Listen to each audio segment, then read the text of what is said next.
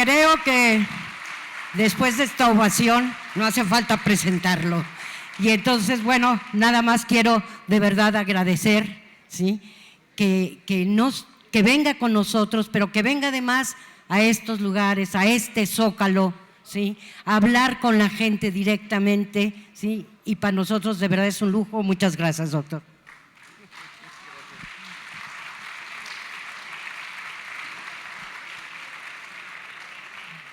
Muy buenas tardes. Cuando me invitaron hace unas 2 semanas, dije, pero si es domingo y es 3:30, es la hora de comer.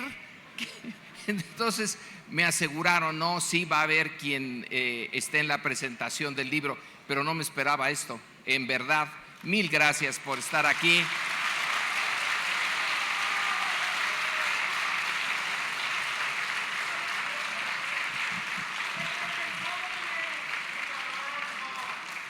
Y bueno, permítanme usar este pretexto de la presentación del libro. El libro ya salió hace un buen tiempo. Se titula, bueno, el título es el que voy a usar como introducción. Este título de Nuestra tragedia persistente lo puso el editor tomándolo de una frase que yo tenía ahí. Se me hizo que quizá exageraba el editor, pero ahora me doy cuenta que no, que desafortunadamente este trabajo, que es un ensayo sobre los últimos 6, 7 años,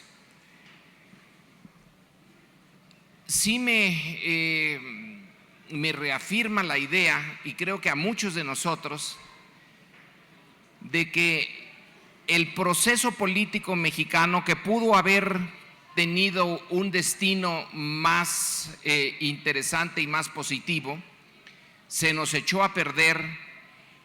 Y en el libro lo que veo es que esto nos ha pasado varias veces.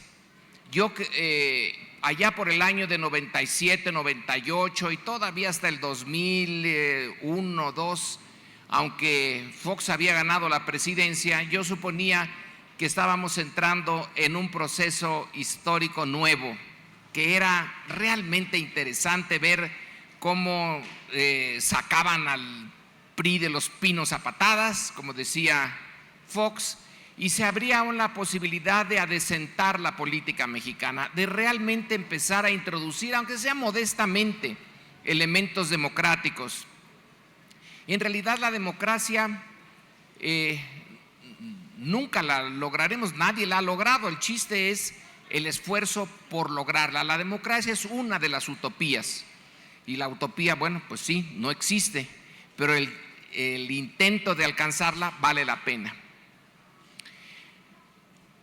Pero a los 3, 4 años del supuesto nuevo régimen, empezaron las cosas a mostrarse el horizonte bastante negro, y de allí este ensayo de Nuestra tragedia persistente. Y lo que está pasando en estas semanas, en estos días, hace todavía más obvio que no vamos avanzando, sino vamos retrocediendo, que el proceso de transformación de un régimen, y el régimen mexicano del siglo XX fue uno de los autoritarismos más exitosos, más inteligentes. Ahora que se está presentando la película de La dictadura perfecta, creo que Vargas Llosa tenía mucha razón cuando nos endilgó esa caracterización de nuestro sistema político. Y si ustedes ven América Latina en el siglo XX y el mundo en general,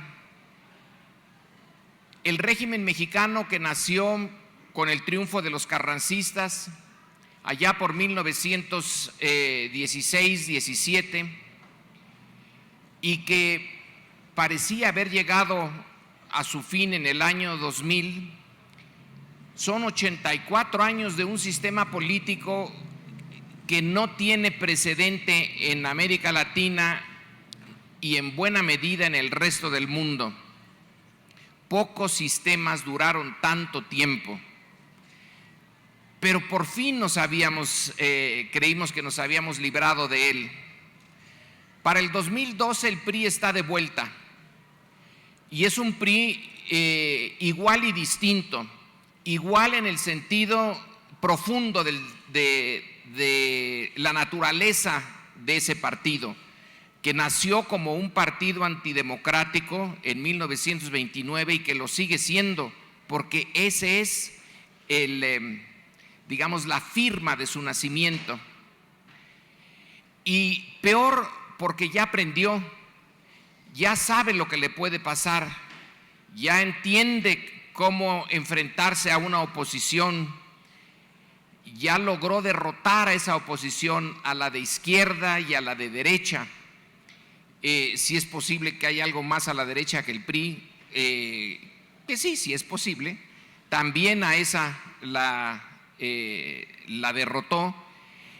Y estos años supuestos, 12 años, en donde el gobierno federal estuvo en manos de un partido que no era el PRI, me da la impresión de que le sirvieron como vacuna, una vacuna que al prender duele un poco, pero una vez que ya entra en el organismo, en este caso en el priismo, ya tiene el priismo las defensas en contra de una auténtica democracia. Yo no sé cuánto tiempo va a quedarse entre nosotros.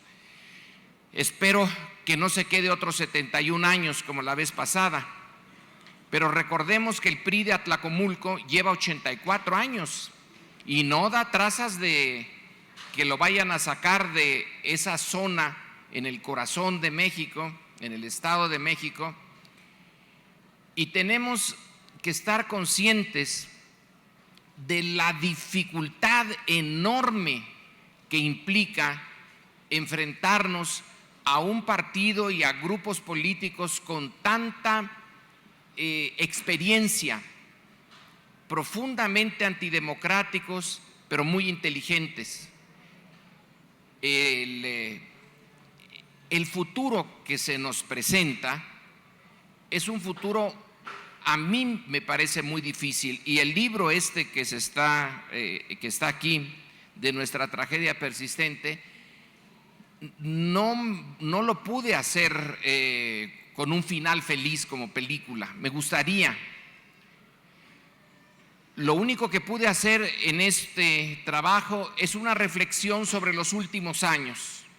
¿Por qué nos pasó lo que nos pasó y cómo nos fuimos de un momento en que históricamente era posible dar un salto cualitativo en política a donde estamos hoy, que pareciera una etapa en donde el horizonte se ve bastante negro y que los acontecimientos de estas últimas semanas nos llevan a verlo todavía peor? Yo tenía muchas, actitudes pesimistas frente al presente, pero no creí que llegáramos a donde hemos llegado. Yo creí que el 68 y la decisión, esa decisión presidencial de deshacerse de un movimiento estudiantil muy activo pero desarmado, deshacerse de ellos por la fuerza, una situación brutal que solamente se volvió a ver en Tiananmen, en China, cuando el Ejército Rojo tiene la orden de enfrentarse a los estudiantes, y vaya que si lo hizo igual que aquí. Nuestro Tiananmen fue 20 años antes, pero ahora viéndolo de Iguala, ya no es en el Distrito Federal, pero es la misma esencia, un grupo de estudiantes muy pequeño que ni siquiera hacían gala de estar enfrentando al gobierno. En los hechos lo retaban un poquito al gobierno local, Le iban a quitar unos autobuses, andaban boteando en Iguala, se habían salido de Ayotzi, como le dicen ellos, porque ya entendí que Ayotzinapa no es la forma como ellos se refieren a sí mismos, sino Ayotzi. Bueno, en Ayotzi estaban haciendo algo ligeramente fuera de las reglas, y la respuesta fue en realidad peor que la de Díaz Ordaz, porque Díaz Ordaz lo hizo en el momento en que sintió que la naturaleza de un régimen autoritario, todos los sistemas autoritarios, y que conste que no estoy diciendo, bueno, no vamos a entrar aquí en discusiones muy finas, no son sistemas totalitarios, son autoritarios. Ese punto intermedio entre una democracia y un totalitarismo, esos son los regímenes autoritarios, como Kemal Atatürk en Turquía, Nasser en Egipto, el PRI aquí. Esos sistemas no pueden dejar movimientos autónomos sueltos y que prosperen. Una de dos, o los cooptan o los reprimen. El movimiento estudiantil de 68 no lo pudieron cooptar, estaba hecho para no cooptarse, estaba hecho para tener un liderazgo muy dinámico y que nadie lo pudiera cooptar. Entonces lo reprimieron, y lo reprimieron a fondo, pero era porque ponía un reto enorme. Pero lo de Ayotzi no era un reto enorme. Hicieron lo mismo con todavía menos explicación maquiavélica, porque el 68 se entiende muy bien si uno ha leído a Maquiavelo, y Maquiavelo lo dice clarito, y desde hace ya 500 años. Cuando el príncipe se siente retado, tiene que destruir a quien lo reta, y a fondo, no dejar nada, porque si lo hace a medias tintas vuelve a resurgir. Esos son los consejos de un florentino que sabía bastante de la política. Pero en Iguala no estaban retándolos de esa manera. Sí, tenía el alcalde un baile, él y su esposa, y la esposa pudo haberse molestado. El hecho de que fueran allí a sacar autobuses sin su consentimiento era lesa majestad. Pero reaccionar así, desollar a uno de los estudiantes, eso me parece, ni Díaz Ordaz lo hubiera pensado. Y aquí lo hicieron sin pensarlo, yo creo. En esta mezcla de crimen organizado y autoridades, en donde uno ya no sabe cuál es cuál. Ya la frontera se disolvió hace mucho tiempo a nivel municipal, y yo me sospecho que a un nivel un poquito más alto, a nivel de gobernadores, y ya no me meto con nivel presidencial porque no tengo ninguna evidencia de que también allí esté el crimen organizado, pero pudiera llegar a estar. En cualquier caso, es un pequeño 68 más brutal que el 68. Pero estamos en el siglo XXI, estamos en un México que se supone que ya tuvo incluso eso, una transformación de dar el partido de 71 años el poder pacíficamente a su supuesto adversario, que no resultó tan adversario, pero en fin, le cedió Los Pinos sin chistar, yo creo que ni siquiera se llevaron los muebles de Los Pinos. Les dejaron todo allí, hasta un avión les dejaron ahora. Creíamos que lentamente, nada glorioso, no era una revolución, era una evolución lenta, política lenta, pero creíamos que más o menos segura. Ahora yo ya no estoy tan seguro. En este libro uso un concepto, el concepto de democracia autoritaria, porque esto lo escribí, insisto, salió hace un año, todavía no había ocurrido lo que ahora ocurre, y yo veía la mezcla del pasado con algo nuevo, algo de de pluralismo, y sí, ahora hay varios partidos y Andrés Manuel no lo mataron, y Morena ahí anda queriendo salir como una posibilidad, cosa que Díaz Ordaz no hubiera dejado salir ni de chiste. Entonces la sociedad mexicana ya tiene espacios para proteger a la disidencia, yo pensaba. Y que bueno, esto, el meollo político de México en este segundo decenio del siglo XXI era ver por dónde nos íbamos a decantar. Si a pesar de todo la tercera ola democrática que empezó en el mundo en los 1970s con la revolución de los claveles en Portugal, y que luego acabó con el franquismo y que transformó América Latina, que acabó con Pinochet, que en el Uruguay de los militares puso a un presidente tan realmente increíble como es Mujica, ese presidente que maneja su propio bochito, que no tiene avión, que no tiene guardias presidenciales, que no tiene Estado Mayor, que no tiene todo eso. Bueno, pues dije, puede ser, están las dos vertientes, pero ahora cada vez veo más pequeñito el sendero de México hacia ese posible futuro, modesto pero más democrático. Y lo de Iguala me lleva a sentir que se nos están cerrando incluso ese pequeño sendero. Espero que no. Confío en que al final la política nos dé sorpresas, porque la ciencia política, que es el área en la que yo me manejo, pues es muy poco científica, es nadita de científica, y da sorpresas enormes. A lo mejor México sí da el salto, no se dio en el 2000, pero pudiera darse, aunque con estos acontecimientos me viene al pelo una de las definiciones que se acaban de hacer de nuestro momento.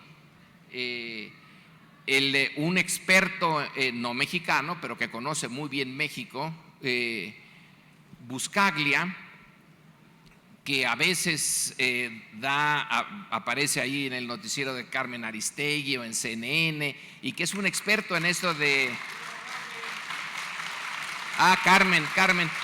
Carmen es una de esas. Carmen es un ejemplo de que, aunque parezca que regresamos, no hemos regresado del todo, porque ese noticiero no lo podría tolerar el régimen en su momento, el régimen anterior en su momento de mayor posibilidad, lo hubiera cerrado. Calderón intentó, pero lo interesante es que le ganó a Calderón, Carmen, al final.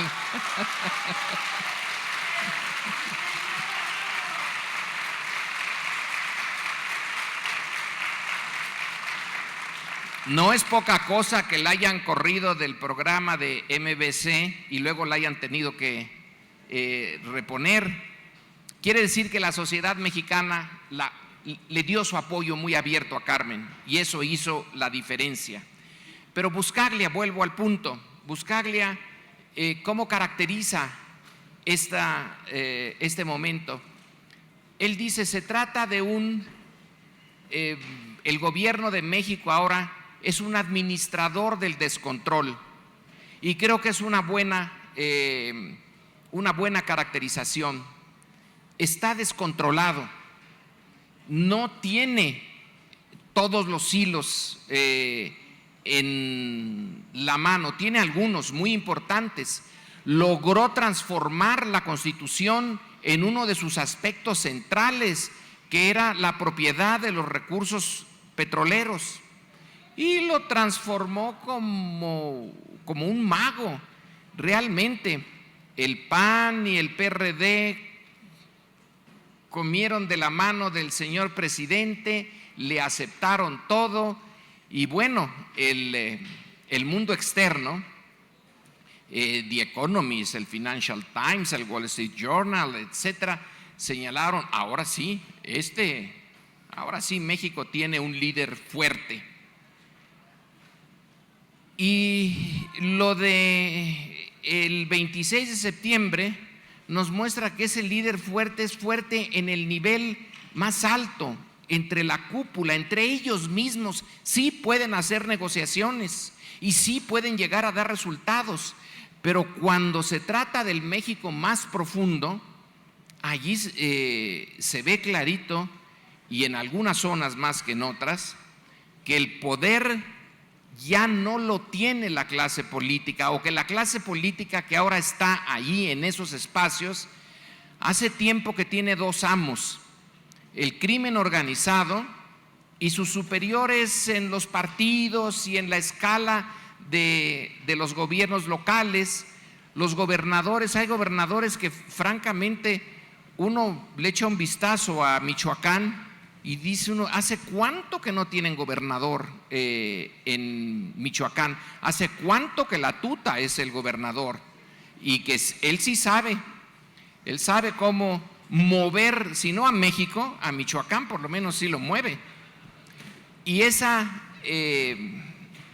situación, que creo que Buscaglia la define bien, es descontrol. Hace unos días en la UNAM, en una conferencia, los estudiantes, unos 2 o 3 de los estudiantes me dijeron: no estamos de acuerdo con su posición, no hay descontrol, el proyecto del gobierno mexicano es crear un estado de terror para tenernos más controlados. Bueno, hace mucho tiempo un profesor de Chicago me dijo: es muy fácil explicar las cosas como si hubiera una conspiración, como si ex post facto dice uno, no, pues aquí se ve clarito, esto fue una conspiración. La realidad es más compleja, y yo creo que Peña Nieto, que Osorio Chong y que el gabinete de seguridad ha de estar realmente preocupado, porque se les descontrola, no tienen idea de a dónde ir, no saben qué hacer. Nos manda la presidencia un mensaje el lunes pasado de 4 minutos para algo que es tan significativo, que es una crisis política. Nos manda un mensaje allí bastante pobre en tiempo y en contenido, 4 minutos y sin mucho contenido. Lo único que nos dice es que en este país, y que vivimos en un estado de derecho, no hay lugar para la impunidad. Y uno dice, bueno, ¿y en qué país le está hablando? ¿O en qué país vive él? ¿En qué atmósfera? Porque el INEGI nos dice con sus propias cifras, las propias cifras de una institución oficial, nos dice que la cifra de delitos cometidos en México que no tiene ninguna repercusión legal, que no sufren ningún enfrentamiento con la justicia, es más del 90%. Entonces, si un país tiene más del 90% de los delitos que nunca van a sufrir la pena de estar frente a un juez, y si eso no es impunidad, pues entonces, ¿cómo definimos impunidad? Pero el presidente dice: no hay lugar para la impunidad. Uno puede decir, pareciera que no hay lugar para lo contrario, para el Estado de Derecho. Tiene apenas una cosita ahí chiquitita el Estado de Derecho. La impunidad es la que reina. Por eso me da la impresión de que la actual clase política realmente está en un problema, además de nosotros. Y lo importante es que estamos nosotros en el problema, no tanto el que ellos estén también en una situación difícil. Pero si no tenemos a quién recurrir, si no hay un control, si ni siquiera la presidencia tiene control, Entonces, ¿dónde está México como proyecto nacional en este momento? Pues no queda más que suponer que está a la deriva, que nadie está a cargo, que México se mueve, en fin, impulsado por muchas fuerzas y va por diferentes lados, pero no tiene un rumbo claro. No hay un proyecto nacional que sea aceptado como tal por el grueso de los mexicanos. Tengo la impresión de que hay un proyecto en la cima, en donde la privatización del petróleo es parte de ese proyecto y el mercado, etcétera. Pero no es un proyecto que haya calado, un proyecto que la sociedad acepte y que lo tome como propio y que por lo tanto asuma las cargas, los riesgos en función de un futuro que considera adecuado, apropiado. Más bien estamos en ese barco donde las corrientes van cambiando el rumbo de la nave del Estado y de la nación mexicana, y que nos damos por bien servidos y no nos hundimos, pero sin saber a dónde nos dirigimos.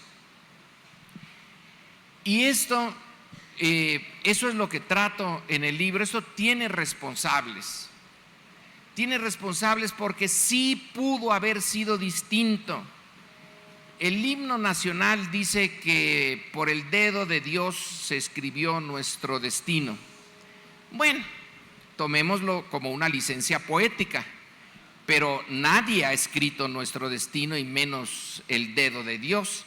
Nuestro destino no estaba predeterminado, no está predeterminado. Hay coyunturas en donde es muy difícil salirse de lo que ya está, en donde la inercia es poderosísima y por ahí vamos, aunque hay alguien que se quiera salir y se dé de topes. Y hay otras coyunturas en donde se abren muchas posibilidades. El fin del siglo XX y el inicio del siglo XXI es uno de esos momentos en que se abrieron posibilidades. Ese momento en que el partido de Estado simplemente ya no supo qué hacer, que Zedillo dijo, bueno, pues ya ni modo, que esto se abra en contra de la voluntad del núcleo duro priista, que no quería aceptar la derrota, que esto se transforme. Y es de esos momentos históricos en donde me basé para decir lo de la tragedia persistente. Porque la independencia mexicana, la guerra que fue brutal, la guerra de independencia, fue realmente una guerra en donde tenía un contenido de clase, tenía un contenido de raza, y donde los enemigos no se dieron cuartel, y donde las matanzas fueron a veces de cientos de prisioneros en un solo día. Bueno, se abrió una oportunidad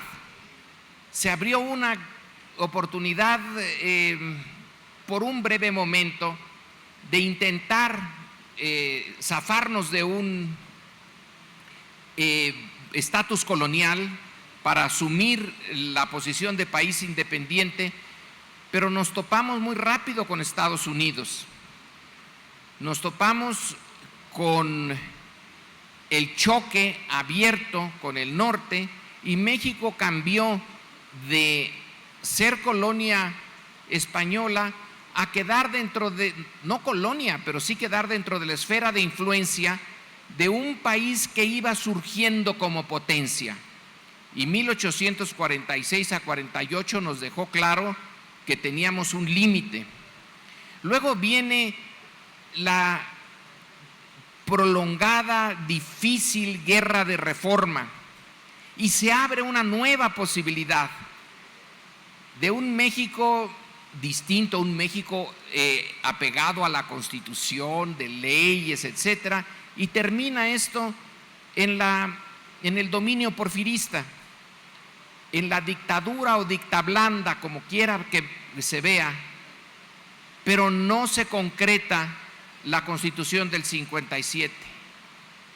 Luego se vuelve a abrir otra posibilidad con la Revolución de 1910 y con la Constitución de 17 y la promesa que le costó la vida a Madero de crear una democracia política, no social, porque Madero no era revolucionario social, era apenas un revolucionario político. Es más, él ni quería ser revolucionario, las circunstancias lo hicieron. Pero se abre esa posibilidad. El México oligárquico, duro del porfiriato, se desmorona, se derrota a su ejército. Es una cosa fantástica. Pocas veces se había visto en América Latina o en otra parte un ejército profesional al cual no queda más que el recuerdo. Pácatelas para afuera. Se crea un ejército nuevo, una constitución nueva, viene la reforma agraria y culmina esto en el cardenismo. Se le puede llamar populismo al cardenismo, bueno, pues sí, pero era un avance. Se reconocen las deudas históricas que México tenía consigo mismo, que su clase política tenía con las clases populares, y la reforma agraria se lleva hasta el fondo y se hace la expropiación petrolera, y la educación se le pone mucho énfasis, hasta se hace educación socialista y se manda a los maestros antes de que terminaran en lo que han terminado ahora con el Baester y con lo que tiene ahora de corrupto esa estructura sindical. Se les manda a conquistar a México, a educarlo, con muchos errores, por cierto, porque se hace muy duro con las zonas indígenas. No se trata de mantenerlas y respetarlas, se trata de asimilarlas. Pero en fin, errores son del tiempo. Pero luego esa oportunidad se cierra con la Unidad Nacional de Ávila Camacho, que es que por la guerra, porque éramos parte de la coalición que iba a defender la democracia. Y viene el alemanismo, y ¡pum!, del alemanismo en adelante, lo que era promesa de cambio sustantivo se convierte meramente en la industrialización de México. Industrialización a costa de unos en beneficio de menos. Luego llegamos a este momento de fin de siglo. Bueno, se derrotó al PRI, ahora sí, el PRI es historia. Yo hasta, que el cielo me perdone, porque en algún momento dije, bueno, el PRI tiene mucha biografía, pero ya tiene poco futuro. Ya la sociedad mexicana ya no va a poder aceptar otra vez esto. Pues ¿cómo? Pues ¿qué, estamos locos? Pues algo hay de eso. También digo, no todos, no mucho, pero algo. Algo. Y entonces volvemos Esa es la tragedia a la que se refiere el libro. Las oportunidades se abrieron y sí las hubo. Claro que ahora, viendo la distancia, dice, ese pobre país que se hace independiente en 1821 no era ni país, no era nación, no había Estado. Y esta idea que se expresó en varios discursos de 1821, de que el México independiente estaba destinado a ser una del puñado de potencias que dirigiera al mundo. Bueno, ahora da entre pena y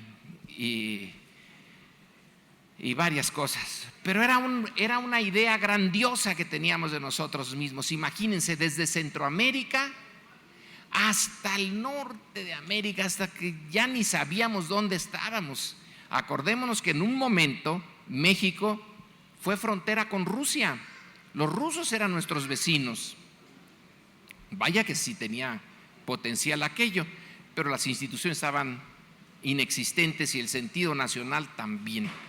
Bueno, luego viene esa larga, como les dije, la guerra de reforma. Fue muy costosa y se abrieron muchas posibilidades. Se derrotó a los franceses. Maximiliano y mamá Carlota, como pelota, rebotando por los mares, se fue. No estaba mal. Habíamos derrotado a Europa, al colonialismo antiguo, no al nuevo, al norteamericano, no, al contrario, allí se reafirmó la fuerza norteamericana sobre México. La destrucción de la, como dije, de la oligarquía porfirista, caramba, pero se volvió a hacer muy rápido. Y así estamos entonces en este momento. Esta obra es una obra que examina este último momento en donde la responsabilidad del PAN es enorme, porque el PAN tuvo la posibilidad desde la derecha, desde el catolicismo y el conservadurismo y persinados y todo lo que son los panistas, gente decente, muy fina, pero tenían algo que era su bandera: no eran corruptos. Eran mochos, pero no corruptos. El table, bueno, la carne es débil. Pero eso es chiquito. El punto es que no atacaron la corrupción, nos prometieron los peces gordos. Y en el mejor de los casos, como se dice, agarrar unos charalitos, pero no es porque no pudieran, sino porque no quisieron. Y porque la parte en que señalo ahí es que el PAN le tuvo miedo a la izquierda y prefirió mantener vivo al PRI y luego apoyarse en el PRI hasta que el PRI se lo comió, con tal de que no llegara una izquierda que para el siglo XXI era una izquierda muy, muy moderada. Algunos, los más radicales en México, decían: ni izquierda es eso, son reformistas. ¿Qué izquierda?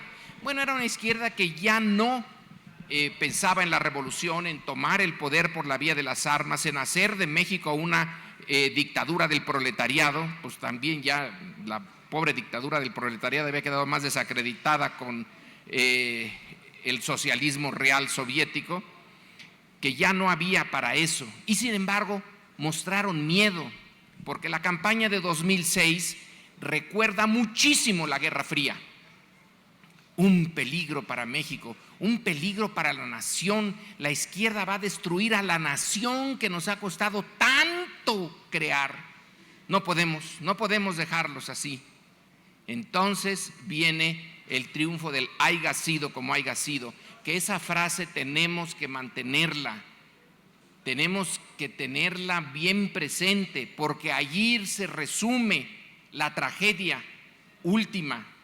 Se tuvo miedo a la democracia. Pero ¿qué miedo tienen? La izquierda llegó a Chile y ¿qué pasó? Pues los que están ganando sus centavos, y muchos en Chile, pues ahí están. Mujica está en Uruguay, pero sí legalizó la marihuana, pero seguro que va a haber algunos empresarios que se van a hacer ricos con eso. Dilma en Brasil. Bueno, pues tampoco, no es nada del otro mundo. Entonces, Andrés Manuel decía en corto: yo no puedo cambiar casi nada de lo que va a pasar, de la parte medular de México. A mí hay una, que la uso allí, hay una definición de un politólogo norteamericano que define política de una manera muy brutal y sencilla. ¿Quién consigue qué, cómo y cuándo? Esa es la esencia de la política. Pues Andrés Manuel no iba a poder quitarles a lo que estaban consiguiendo entonces, como lo estaban consiguiendo, sacar la mayor riqueza posible de México. Lo que él decía es: quizá lo que logre es cambiar el espíritu y hacer que el grueso de los mexicanos sientan que el gobierno es suyo. Y ya cuando venga la siguiente, la del 2012, entonces ya se podrá pensar en unos cambios un poco más importantes, que no los haré yo, ya los hará quien venga. Bueno, ese era el proyecto más sencillo y más útil para la derecha si hubiera habido una derecha inteligente en México, porque les hubiera dado la seguridad de que el sistema político normal era aceptado por la mayoría, era legítimo. Ahora lo que tiene el sistema es su ilegitimidad. Estarán ganando un montón, pero la base política en la que está montado el régimen está muy endeble, carcomida, le falta legitimidad. Un sistema sin legitimidad fuerte no puede ser una plataforma de largo plazo para el capitalismo mexicano. Hasta eso les dio miedo. Otras derechas no se amedrentan tanto, pero la mexicana sí, resultó más miedosa. Muy pocas son tan miedosas, tan chiquitas, con una visión tan pequeñita, tan pobre. Entonces, nos encontramos en esa situación, no sabemos a dónde ir. Y yo termino entonces la presentación de este libro compartiendo con ustedes esa duda: yo no sé a dónde vamos.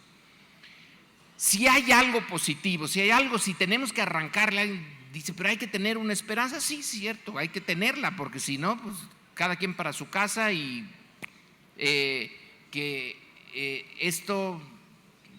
la salvación sería individual, y en el fondo la salvación individual no existe porque el entorno nos ahogaría. Entonces, mantener casi como utopía la idea de una mayor concientización entre los mexicanos, aceptar los pedazos de libertad que tenemos, como que no los habría hace 30 años, que sí los hay ahora, que sí son realidad, y tratar que desde abajo nos organicemos, porque la gran desgracia de cualquier sistema político es que los pocos organizados pueden prevalecer fácilmente sobre los muchos desorganizados. Entonces hay que entrarle a la sociedad civil, a las organizaciones, aunque sean chiquitas, aunque sean, si con el padre Solalinde hay que apoyar estas especies de oasis para los migrantes, es una forma de la sociedad civil, y muchas similares. Hay que estar por los desaparecidos, hay que estar con Javier Sicilia. Son formas en cosas muy puntuales, pero tienen el potencial en algún momento de convertirse en algo más que pedir que los desaparecidos aparezcan. Ya sabemos que no van a aparecer, pero mantenerlo allí. Entonces, pues la conclusión de este trabajo sería simplemente esa: en este momento de oscuridad, porque vaya que sí lo es, tener un mínimo de confianza en nosotros mismos como sociedad, no en la estructura política, no en los partidos políticos, no en las secretarías de gobierno, no en los gobernadores. En eso ya, si alguien tiene confianza en eso, realmente a los norteamericanos les gusta, creo que viene de Lincoln, que se puede engañar a muchos algunas veces, pero no se puede engañar a todos todo el tiempo. Bueno, parece que en México están intentando que sí se pueda, pero bueno, al final de cuentas, por lo menos tener una cierta dignidad cada uno de nosotros y decir: hice lo que pude. Ya si las cosas no salen, bueno, tampoco va uno no se está pidiendo ser héroes ni hacer lo imposible. Hay que hacer lo poco posible como ciudadanos. Puede que no salga, puede que no, pero por lo menos tener esa poder vernos al espejo y decir, bueno, ni me hice a un lado, ni cooperé con esto. Hice lo que pude. Gracias.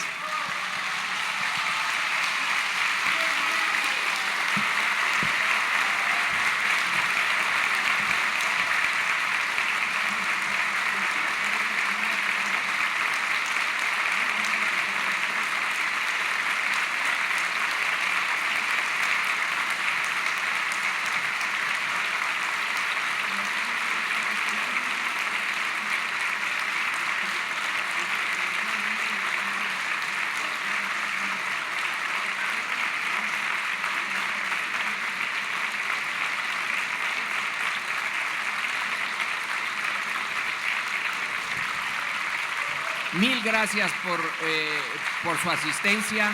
Siendo domingo, tenían muchas cosas más fáciles de hacer que venir aquí. Así que con los organizadores es un esfuerzo el de la Feria del Libro. Agradezcamos a los organizadores estas islas de reflexión que nos permiten estar aquí hoy. Gracias.